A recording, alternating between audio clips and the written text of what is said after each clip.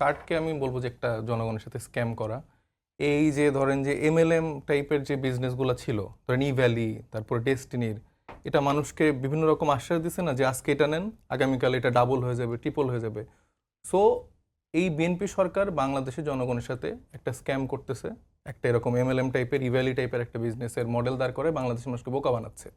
এবং আমার যে বিজ্ঞ সমালোচক, উনি বরঞ্চ তোতা পাখির মতো কথাগুলো বলে গেলেন। দেখেন, উনি যে বললেন যে সামাজিক নিরাপত্তা খাতের যে বাজেটের কথা বললেন, এই খাতে তো অলরেডি এই খাতে যে 1,16,000 টাকার কথা বললো, এই টাকা তো অলরেডি অ্যালোকেট করা আছে বিভিন্ন রকম। কত অর্থ বছরে আপনি এটাকে চেঞ্জ করতে পারে ভাই। আচ্ছা, আমাকে একটু বলতে দেন। আমি আমার মতো করে এটা আমারটা শেষ করে আপনি কাইন্ডলি বলেন। হ্যাঁ, তো সেখানে কিন্তু অলরেডি এই টাকাটা কিন্তু অলরেডি অ্যালোকেট করা আছে বিভিন্ন খাতে।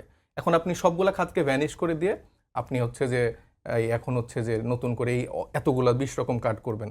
এখন এই 20 রকম কার্ডগুলো তো সুবিধা আছে। 20 রকম কার্ড করলে 20 রকম ব্যুরোক্রেটিক জায়গায় 20 রকম বরাদ্দ, এখানে একটা নানা রকম একটা বড় একটা টাকার ব্যাপার। আবার আমরা যতটুকু জানতে পেরেছি যে এই ফ্যামিলি কার্ডের জন্য আপনি 400 কোটি টাকা জাস্ট শুধু প্রচার প্রচারণার জন্য খরচ করছেন।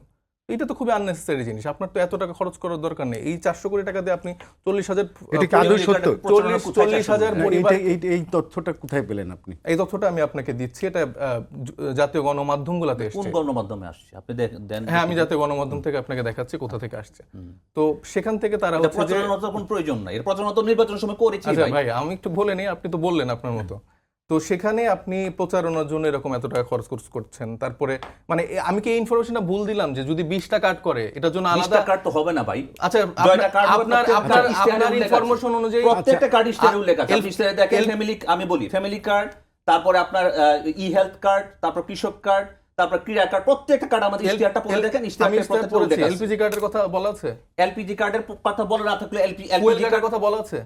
ফুয়েল কার্ড তো এটা ফুয়েল কার্ড না, ফুয়েল পাসের কথা। ফুয়েল পাসের কথা তাও আজকে ফুয়েল কার্ডের কথা ক্লিয়ার করতে, ফুয়েল কার্ডের কথা বলা আছে। আর প্রয়োজনও পড়বে না ফুয়েল পাস। আমি নিজে তেল নিতে গিয়ে দেখেছি আমরা এই বিতর্কে বলতে না। বিএনপির যে জায়গাটা হচ্ছে তার স্ক্যামের মতো করে প্রত্যেকটা, কিন্তু আমরা মাত্র 2 মাস আছে, এখনো তো এই কার্ডগুলো নিয়ে কোনো বিতর্ক হয়নি। তো আমরা কেন স্ক্যাম বলছেন আপনি?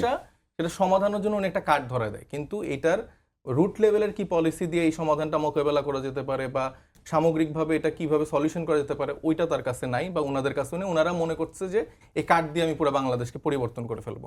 সো এইটা কিন্তু এখনকার জেনারেশন বলি বা আমাদের যারা মোটামুটি একটু জানাশোনা আছে, তারা কিন্তু এই স্ক্যামগুলো ধরে ফেলতে পারে।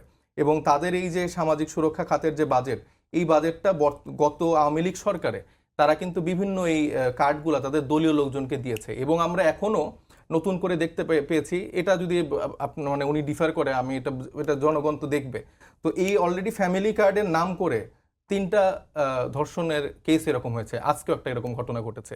এরকম বিভিন্ন জায়গায়, পঞ্চগড়, তারপরে টাঙ্গাইল, এরকম কয়েকটা জায়গায় দেখা গেছে যাদের দিয়ে কার্ডগুলো উদ্বোধন করা হচ্ছে তারা কোনো না কোনোভাবে বিএনপির রাজনীতির সাথে সম্পৃক্ত। এবং তারা অ্যাকচুয়ালি সেই মানে দরিদ্র ফ্যামিলিও না বা কৃষকও না, কিন্তু তারা দলীয় পরিচয় যেগুলো পাচ্ছে। এবং আমাদের কাছে এগুলো কি আপনাদের ফাইন্ডিংস? আপনি এটা তো জনগণের কাছে, এটা নিয়ে আমি দাবি করছি না, আমি এটা জনগণের কাছে ছেড়ে দিচ্ছি। নিশ্চয়ই তারা অনেক সচেতন, তারা জানে। আমার কথাটা যদি মিথ্যা হয় তারাই বলবে যে আপনি একটা মিথ্যা ইনফরমেশন দিচ্ছেন।